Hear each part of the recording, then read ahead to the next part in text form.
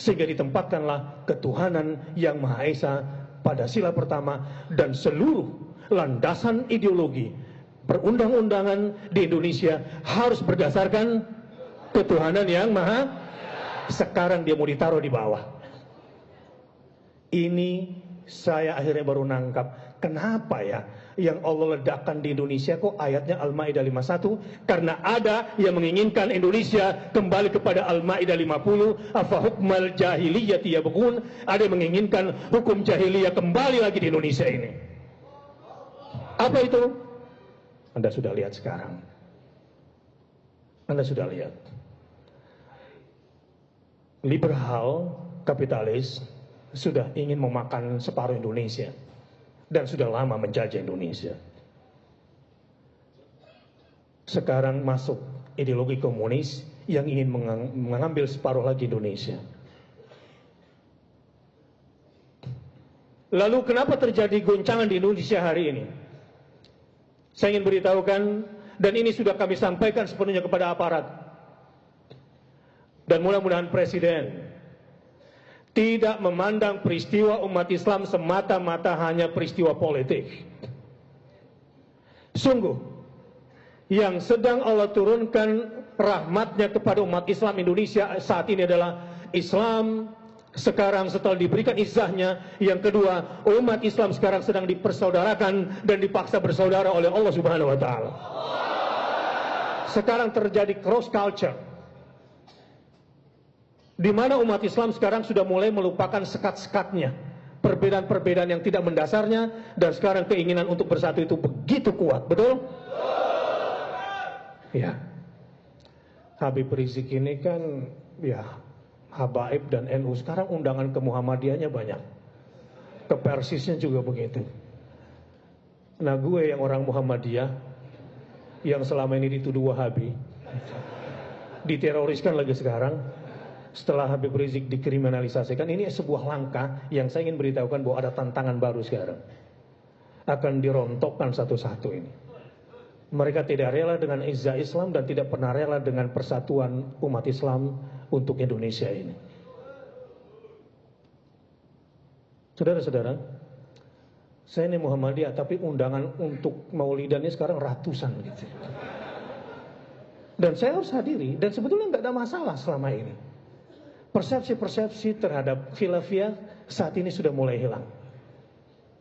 Dan sekarang kita dipaksa untuk bersatu, dan sepertinya kita sudah menikmati persaudaraan Islam, betul? Siapkah persaudaraan Islam kita alokasikan untuk kekuatan persatuan Indonesia? Takbir. Yang ketiga, apa yang sudah Allah turunkan untuk Indonesia hari ini adalah momentum bangkitnya umat Islam. Apa itu? 12-12 adalah memulai gerakannya dari waktu subuh. Sekarang masjid-masjid di Indonesia ini, sholat subuhnya untuk event-event tertentu bukan lagi sama dengan sholat Jumat, tapi hampir sama dan mungkin lebih daripada sholat Idul Fitri. Kalau ini dipelihara terus-menerus, saya yakin akan lahir pasukan-pasukan subuh. Fal mughirati subha. Kekuatan pasukan subuh ini yang mengendarai al-adiyat nanti digambarkan fa'atharna bihi. Mereka punya ketangguhan sehingga ketika mereka pacu kudanya itu bertebaranlah debu-debu. Tapi spesialisasi kavaleri subuh yang digambarkan di dalam Al-Quran surah Al-Adiyat adalah fawasatna bihi. Tugas mereka spesialisasinya, kelompok ini nanti menjadi saringan daripada Al-Maidah 54. Ya, insya Allah akan lahir generasi Al-Maidah 54 di Indonesia. Ya ayyuhalladzina amanu may yartadda minkum an dinihi fasawfa ya'tillahu biqaumin. Wahai orang-orang yang tadinya mengaku Islam tapi tetap munafik, wahai yang mengaku beragama dan berketuhanan yang Maha Esa tapi kemudian munafik, ingat, kamu nggak bisa stop air bah yang sekarang sedang berjalan di Indonesia ini. Akan lahir satu kaum baru. Kaum itu kriterianya yuhibbuhum, Allah dulu yang cintai mereka, wa yuhibbuna, atas izin dan kehendak Allah Subhanahu wa taala, mereka pun menjadi hamba yang mencintai Allah Subhanahu wa taala, dan mudah-mudahan orang itu adalah orang-orang yang ada di sini semua. Kriterianya 3, azillatin 'alal mu'minin, a'izzatin 'alal kafirin, yujahiduna fi sabilillah wa la yakhafuna laumata la'im. Kaum baru yang akan lahir dan sekarang sedang berproses adalah kaum yang sesama mukmin, santun, lemah lembut, dan saling menyayangi. Siap? Siap. 2, yujahiduna fi sabilillah. Siap berjihad di jalan Allah? Siap. Kenapa tanah Indonesia dirampok? Lu nggak mau jihad selama ini?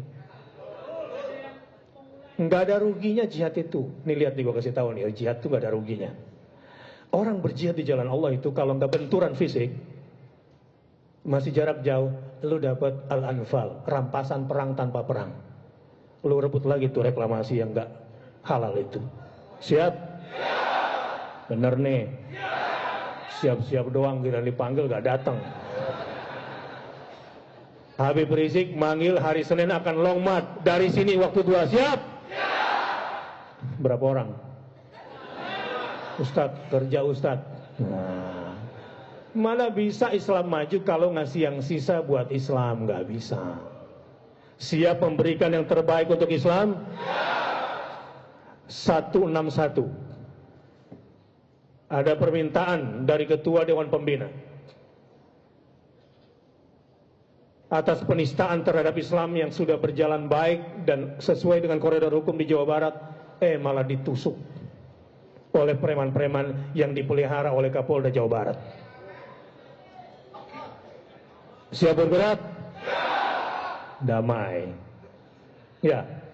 Konstitusional. Siap? Siap. Orang kalau berjihad benturan fisik, lu dapat al-ghanimah.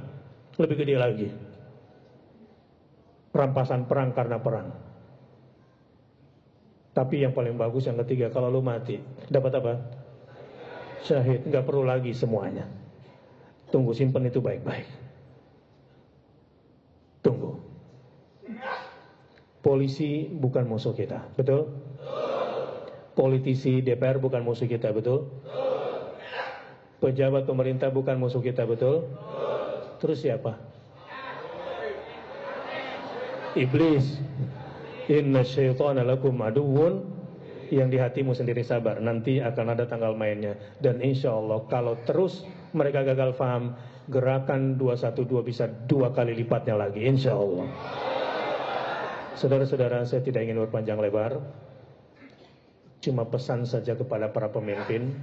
Modal sosial politik ini sangat besar. Mudah-mudahan Anda bisa menjalankan amanah pilihan mereka, ya. Dan mudah-mudahan kita sudah konsisten setelah ini, tidak akan memilih pemimpin kafir. Siap? Para calon pemimpin muslim, percayalah, modal logistik, sosial politik kita sekarang, termasuk ekonomi. Sekarang ini umat Islam, kalau kita udah pencet tombol nih, akan lahir koperasi raksasa insya Allah di Indonesia. Dan stakeholdernya umat Islam semua. Sedikit bocoran, nggak usah takut sama logistik, ya. Ada 2 bocoran penting. Kalau Pak Hamdan tadi bicara soal kita butuh ekonomi, saya mau beritahu.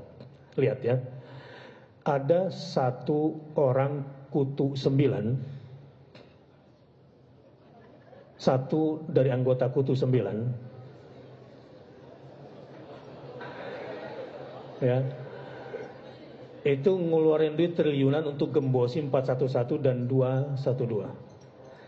Kita GNPF nggak sampai 1 miliar. Tapi goncang dunia ini, ya, karena duit barokah.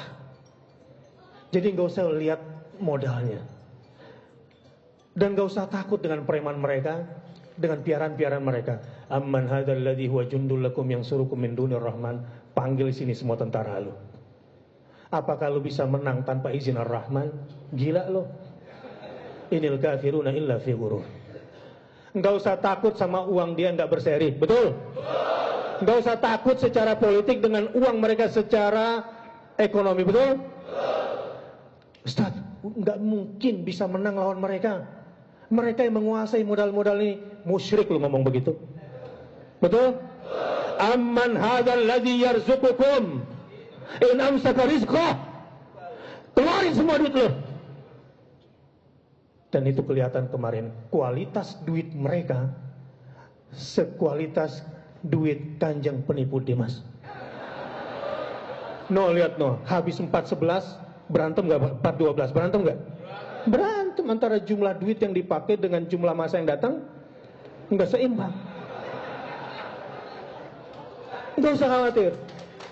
Siap membiayai pemimpin Muslim?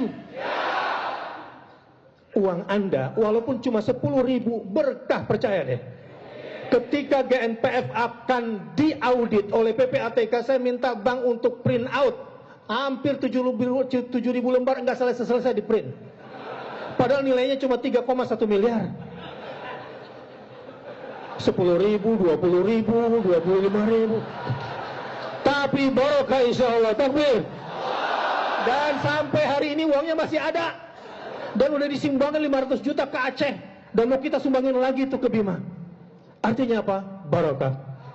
Siap berjuang dengan uang yang ada di kantong untuk pemimpin Muslim? Satu lagi, saya mau beritahu, jangan takut dengan logistik kita. Satu lembaga kemanusiaan yang sekarang dituduh teroris, dan saya berada di dalamnya, biasanya sebelum 212, infaknya itu cuma 500 sampai 1.000 orang per hari. Tapi hari ini, demi Allah, dia datang ke saya, per hari itu sampai 10.000 orang yang bersedekah. Sampai jebol sistemnya BNI Syariah itu. IT-nya nggak kuat.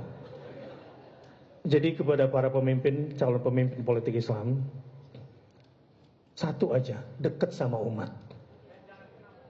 Dan sama penyelenggara negara ini, Anda masih bisa menyelenggarakan negara. Nggak usah mengabdi sama Kutu 9. Nggak usah mimpi dapat uang dari Ultra Tiongkok. Nggak usah. Karena sampai hari ini Anda bisa memimpin, Anda bisa menjadi pemerintah, itu pakai duit rakyat. Dan saya sudah melihat di depan mata saya, pemimpin yang munafik, yang lebih mementingkan kepentingan pemodal, demi Allah, hari ini saya lihat orangnya. Tapi rahasia.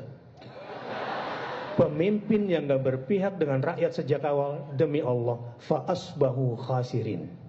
Nggak dapat apa-apa. Nggak dapat apa-apa. Waliyahzubillah, subhanakallahumma wa bihamdika, asyhadu an la ilaha illa anta astaghfiruka wa atubu ilaik. Wassalamualaikum warahmatullahi wabarakatuh.